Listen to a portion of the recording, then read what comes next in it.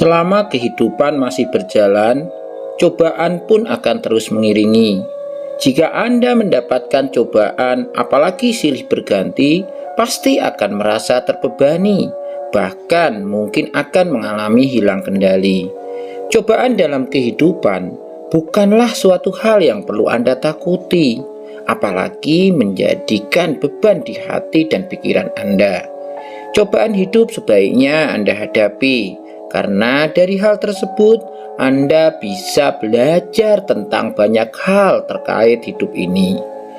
Tidak perlu meratapi ketika cobaan terus datang silih berganti. Beranikan diri untuk menghadapi dan nikmatilah setiap proses tahapannya. Teruslah berjuang dan kendalikan emosi diri dengan sebaik mungkin. Emosi merupakan perasaan seseorang terhadap suatu hal atau situasi. Ini tentunya dapat memberikan pengaruh terhadap segala perilaku dan tindakan Anda. Ketika seseorang mengalami cobaan yang bertubi-tubi dan Anda mungkin akan merasa lelah, itu adalah hal yang normal. Meski begitu, usahakanlah agar rasa lelah Anda tidak sampai membuat emosi Anda tidak terkendali. Bagi Anda yang merasa kesulitan dalam mengendalikan emosi, dalam menghadapi cobaan, ada 5 cara yang bisa Anda lakukan supaya emosi tetap terkontrol saat banyak cobaan yang menghampiri Anda. Yang ke-1, jangan pernah lari dari cobaan hidup. Saat cobaan terus datang silih berganti, Anda harus menghadapinya. Hadapilah dengan berani. Jangan pernah lari atau sembunyi dari cobaan yang datang. Ini adalah langkah awal yang perlu Anda lakukan, karena mengatur emosi diri saat sedang mengalami masa sulit itu membutuhkan keberanian. Tidak perlu beralasan banyak hal untuk bisa melarikan diri atau menunda menghadapi cobaan hidup. Semakin berani dan semakin cepat Anda menghadapinya, maka cobaan akan berlalu. Anda pun akan menjadi pribadi yang lebih kuat serta tangguh. Sebesar dan seberat apapun cobaan yang Anda alami, hadapilah dengan berani. Tidak ada sesuatu yang sulit, tidak ada cobaan yang tidak bisa selesai atau berhenti jika Anda mau menghadapinya dengan baik, jika Anda mau menemukan solusi, jika Anda mau menemui orang lain untuk membantu Anda. Jadi hadapilah, jangan pernah kamu lari dari kenyataan. Yang kedua, terima cobaan dengan ikhlas. Menerima dengan hati yang ikhlas akan lebih memudahkan Anda dalam menghadapi prosesnya. Daripada Anda merasa kesal atau meratapi setiap hari kesedihan akibat cobaan tersebut.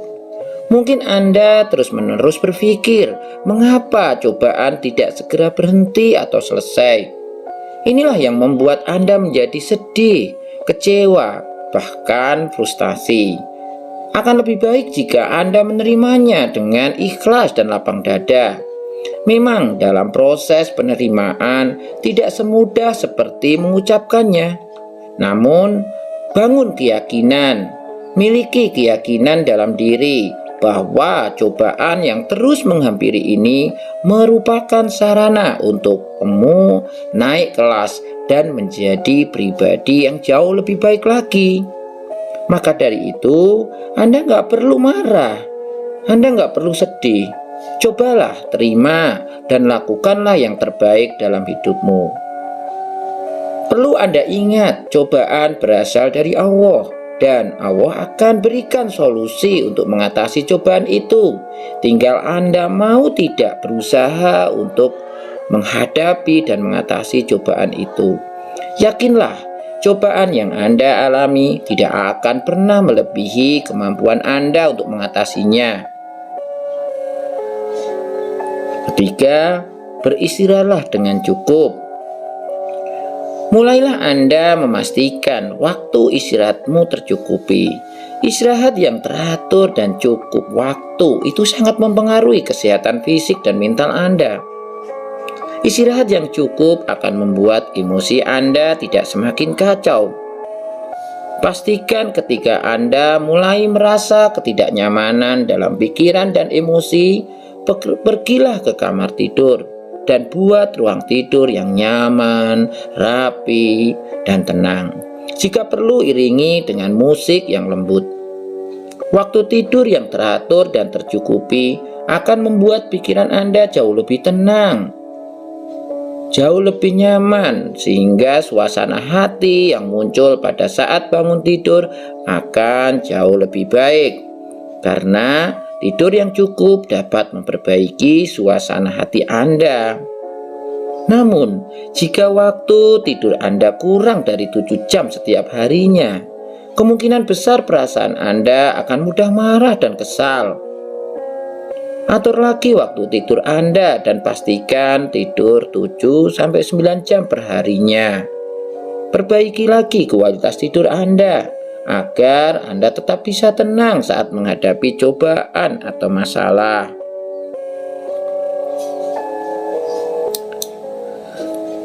Keempat, latihan mensyukuri segala hal yang dialami.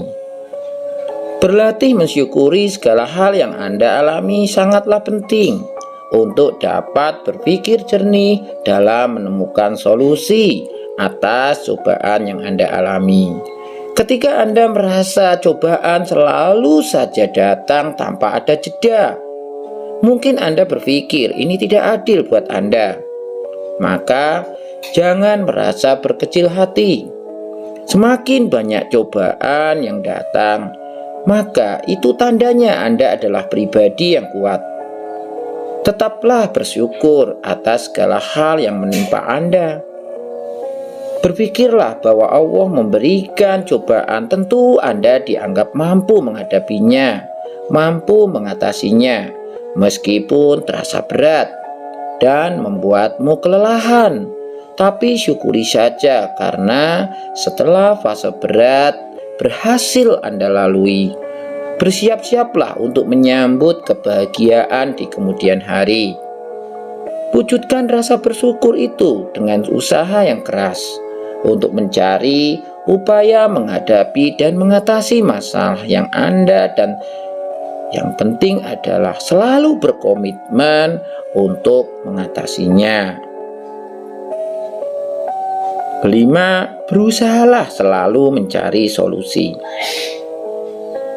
Ketika sudah memiliki keberanian untuk menghadapinya dan Anda juga ikhlas, maka langkah berikutnya adalah berusahalah untuk mencari solusi atas cobaan yang dialami.